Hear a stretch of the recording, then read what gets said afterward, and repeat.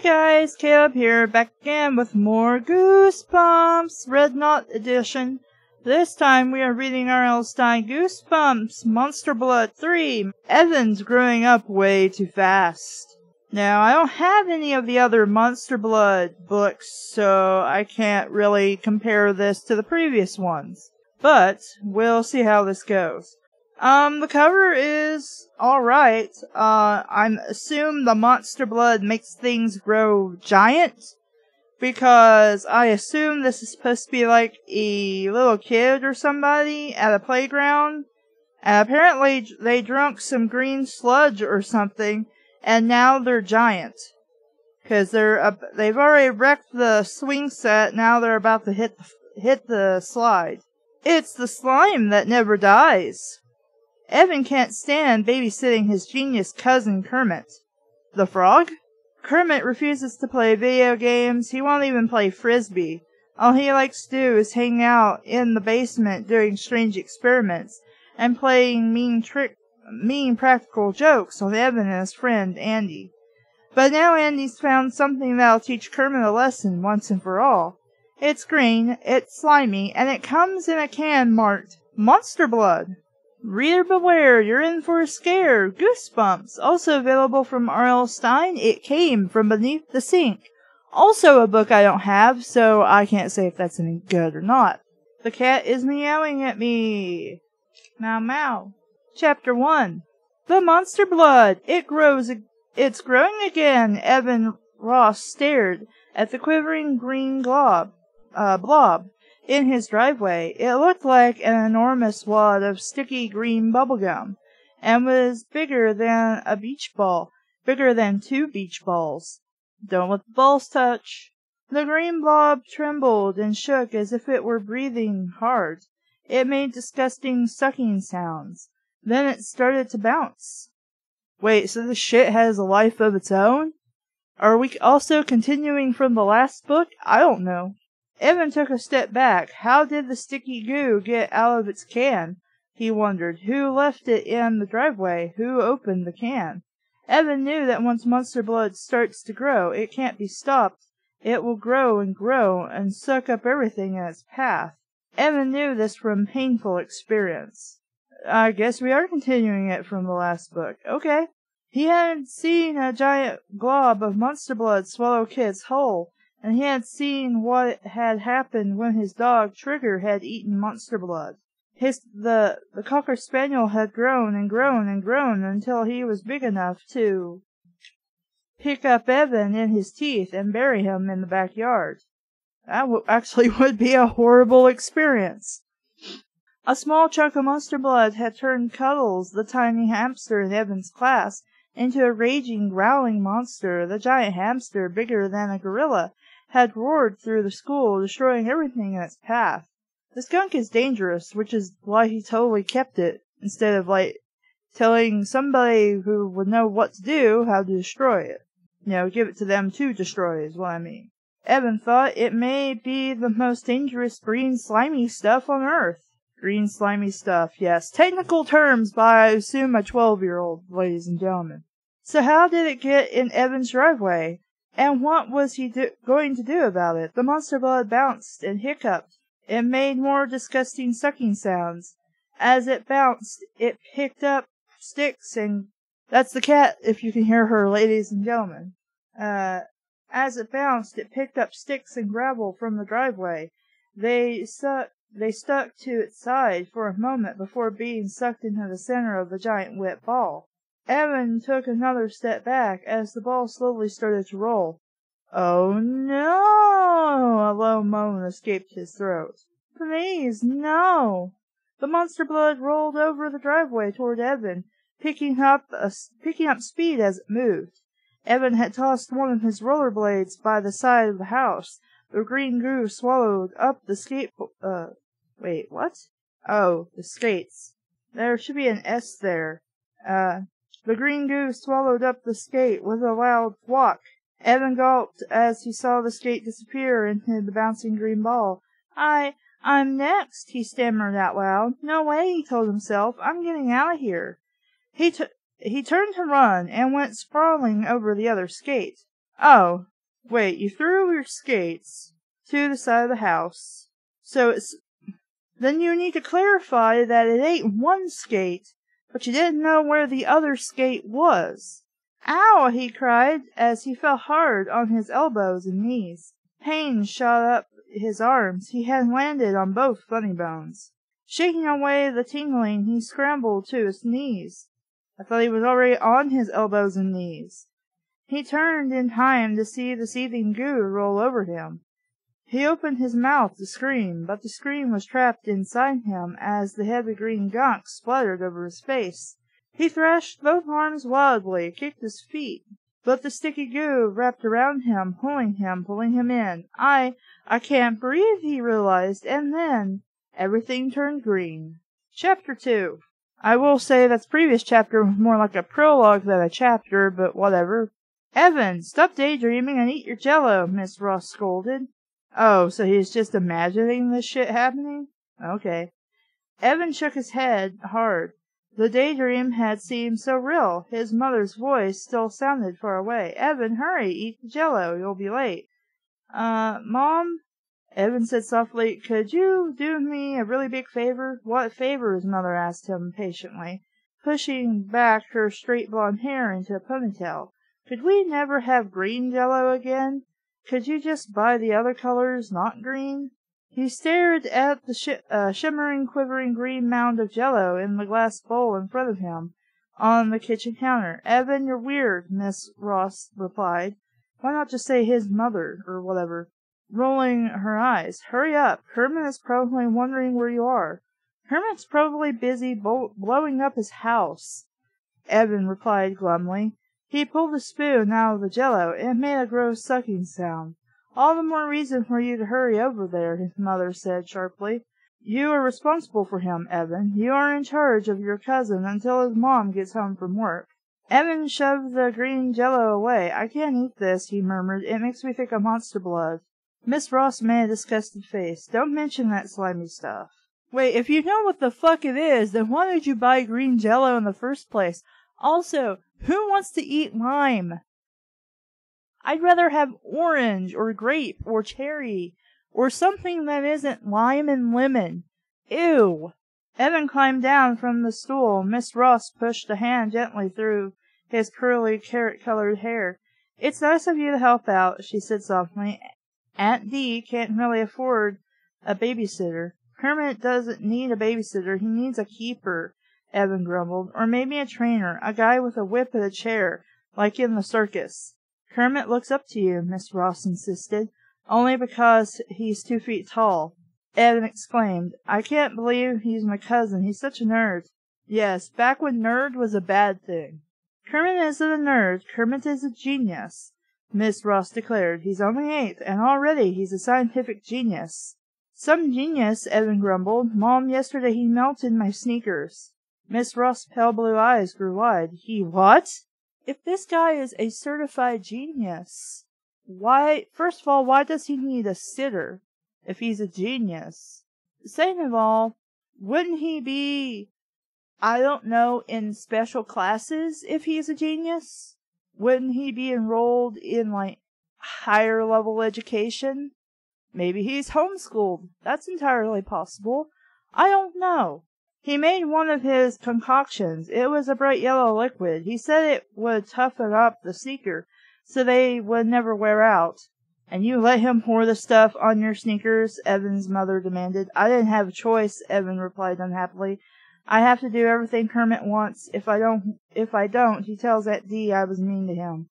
Miss Ross shook her head. I wondered why you came home barefoot yesterday. Does he not have any other shoes? Why would you not ask him where his shoes went to yesterday? What a shit mother you are! And why not tell your aunt about this crap? My sneakers are still stuck to Kermit's basement floor, Evan told her. They melted right off my feet. Well, be careful over there, okay? Yeah, sure, Evan replied. He pulled his Atlanta Braves, because I need to know specifically what baseball team he supports, cap over his head, waved to his mother, and headed out the back door. It was a warm spring day. 2 black and yellow monarch butterflies flittered over the flower garden. If it's spring, how come you guys aren't in school? Is it spring break? The bright new leaves on the trees shimmered in the sunlight. Evan stopped at the bottom of the driveway and lowered the baseball cap to shield his eyes from the sun. He squinted down the street, hoping to see his friend Andy. No sign of her. Disappointed, he kicked a large pebble along the curb and started to make his way towards Kermit's house. Aunt Dee, Kermit's mom, and paid Evan $3 an hour to watch Kermit after school every afternoon. Oh, so it's after... okay. $300 an hour would be a lot more fair, he thought angrily. But Evan was glad to earn the money. He was saving for a new Walkman. In case you don't know what a Walkman is, ladies and gentlemen, depending on your age, it's something we used to carry around that we could put music tapes in, because we didn't really have CD players back then. At least I'm pretty sure we didn't have portable CD players. When exactly was this book published? That would give me a better idea of the time range. At 95. Well, we might have had portable CD players. But if we did, they would have been super expensive. He was saving for a new Walkman. Sugar had mistaken his old Walkman for a dog bone. Well, why did you leave them round where the dog could get it? But Evan was earning every penny. Kermit was impossible. That was the only word for him, impossible. He didn't want to play video games. He didn't want to watch TV. He refused to go outside and play ball or toss a frisbee around. He didn't even want to sneak down to the little grocery on the corner and load up on candy bars and potato chips. Why would you have to sneak there? If you guys got money, you could just go get it. All he wanted to do was stay downstairs in his dark, damp basement lab and mix beakers of chemicals together. My experiments, he called them. I have to do my experiments. Maybe he is a genius, Evan thought bitterly, but that doesn't make him any fun. He's just impossible. Well, if he is genius-level intellect, it'd be a little difficult for him to associate with kids that are around his age. Not impossible, but difficult. Evan definitely wasn't enjoying this after-school babysitting job watching Kermit. In fact, he had several daydreams in which Kermit tried one of his own mixtures and melted to the basement floor, just like Evan's sneakers. Some afternoons, Andy came along, and that made the job a little easier. Andy thought Kermit was really weird too, but at least when she was there, Evan had someone to talk to. Someone who didn't want to talk about mixing aluminum pyrite with sodium chlorbenzoate. What is Kermit's problem anyway? Evan wondered as he crossed the street and made his way through backyards towards Kermit's house. Why does he think mixing is so much fun? I don't know. Have you bothered to fucking ask him? Why is he always mixing this with that and that with this? Why don't you fucking ask him? And ask him to explain it to, I don't know, somebody who doesn't have a fucking clue what he's talking about. I can't even mix chocolate milk. That's pretty sad, and I'm going to call you a liar. Kermit's house came into view 2 yards down. It was a 2-story white house with a sloping black roof. Evan picked up his pace. He was about 15 minutes late. He hoped that Kermit hadn't already gotten into some kind of trouble. Why didn't your mother shoo you out sooner if you're 15 minutes late? I would dock your pay. You don't get $3, you get $1. Hope that Kermit hadn't already gotten into some kind of trouble. He had just pushed his way through the prickly low hedges that fenced in Kermit's yard, when a familiar gruff voice made him freeze. Evan, were you looking at my yard, huh? Evan recognized the voice at once. It belonged to Kermit's next-door neighbor, a kid from Evan's school. His name was Conan Barber, but the kids at school called him Conan the Barbarian. I was going to make that reference. That's because he had to be the biggest, meanest kid in Atlanta, maybe in the universe. Conan sat on top of the tall white fence that separated the yards. His cold blue eyes glared down at Evan. Were you looking at my yard? Conan demanded. So what if he was? Who cares? No way. Evan's voice came out in a squeak. You were looking at my yard. That's trespass. No, it's not. You're a fucking asshole. You were looking at my yard. That's trespassing, Conan accused. He leapt down from the high fence. He was big and very athletic. His hobby was leaping over kids he had just pounded into the ground. Conan wore a gray muscle shirt and baggy faded jean cutoffs. I don't know why this says jeans when you should drop the S. He also wore a very mean expression. Whoa, wait a minute, Conan. Evan protested. I was looking at Kermit's yard. I never look at your yard, never. Conan stepped up to Evan. He stuck out his chest and bumped Evan hard. So hard he stumbled backwards. Dick. That was Conan's other hobby, bumping kids with his chest. Are you trying to come on to him? Is that why you're, approaching him and touching him? What the hell? I mean, I know it's like the mid-90s, but dude, if you're into the other boy, you just say so. You don't have to be an asshole about it. His chest didn't feel like a chest, it felt like a truck. Why don't you look at my yard? Conan demanded. Is there something wrong with my yard? Is my yard too ugly? Is that why you never look at it? Evan swallowed hard. It began to dawn on him that maybe Conan was itching for a fight.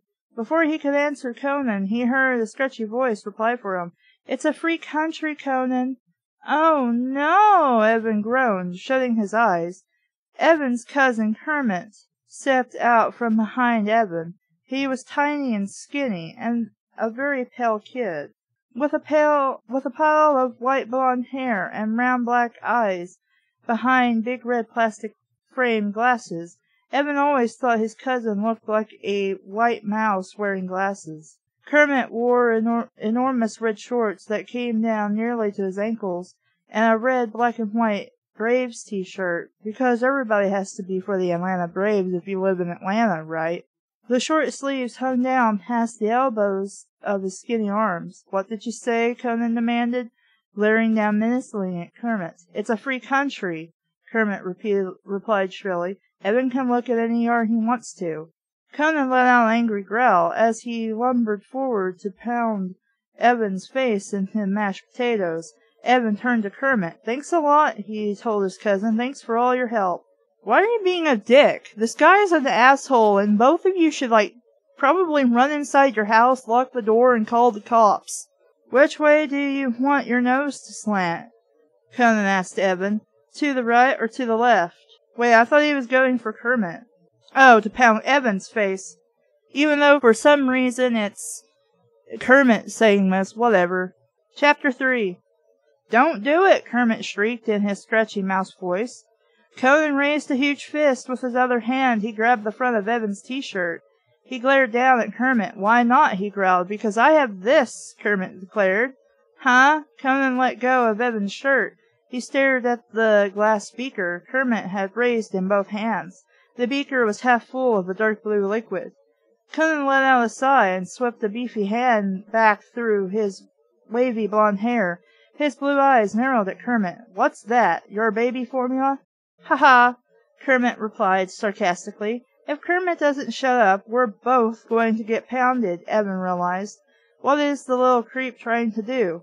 Why not just slug this motherfucker? Both of you run into the house and call the fucking cops. He tugged on Kermit's sleeve, trying to pull him away from Conan, but Kermit ignored him. He raised the beaker close to Conan's face. It's an invisibility mixture, Kermit. Why would you make the motherfucker invisible? Kermit said. If I pour it on you, you'll disappear. We should both disappear, Evan thought frantically. He let his eyes dart around the backyard. Maybe I can make it through that hedge before Conan grabs me, he thought. If I can get around the next house and down the street, I might escape. What about your cousin? Shouldn't you both go into the house and hide from this motherfucker? You're going to make me invisible with that stuff? Conan asked Kermit with a sneer. Kermit nodded. If I pour a few drops on you, you'll disappear. Really, I mixed it myself. It works. It's a mixture of Teflon dioxide, diazosinate, and magnesium parasulfate. Yeah, right, Conan muttered. He peered at the liquid in the beaker. What makes it blue? Food coloring, Kermit replied. Then he lowered his squeaky voice, trying to sound tough. You better go home now, Conan. I don't want to have to use this stuff. Oh, wow, Evan thought, pulling the bill of his Braves cap down over his face. I can't bear to watch this. This is sad, really sad. Kermit is such a jerk. How? How is he a jerk? Okay, so I doubt this shit really works. Why don't you guys just say, fuck it, throw it at his face and run away? Go ahead, try it, Evan heard Conan say. Evan raised the cap so he could see. Kermit, maybe we should go in the house now, he whispered. Go ahead, make me invisible, Conan challenged. You really want me to? Kermit demanded. Yeah, Conan replied. I want to be invisible. Go ahead, Kermit, pour it on me. Make me disappear. I dare you. Kermit raised the beaker over the gray muscle shirt that covered Conan's broad chest. Kermit, no, don't, please don't. Evan made a frantic grab for the beaker. Too late. Kermit turned the beaker over and let the thick blue liquid pour onto the front of Conan's shirt. Well, you could read this if you want to. I wouldn't. Except to hopefully see that this bully guy gets his face punched in. And, that would be fantastic. Because he's an asshole. And really, that's the only reason I'd continue reading this book, is to see the bully get his ass beat. But you could read this, I suppose. It's okay. Some things don't really make sense, like, again, we're not really clarifying some words, or where objects are, so then when we continue reading, we stumble over things and get lost. So then you have to stop, go back, read again, and like, oh, we didn't mention, like, we said we threw both of the skates, but apparently only sucked up one, and one of the skates was still, like, next to us, so we tripped over that. It would have been best to actually have that described to us instead of having to guess it, but whatever. So, I'm Caleb, and this has been Red Knot. Thank you for listening. Bye!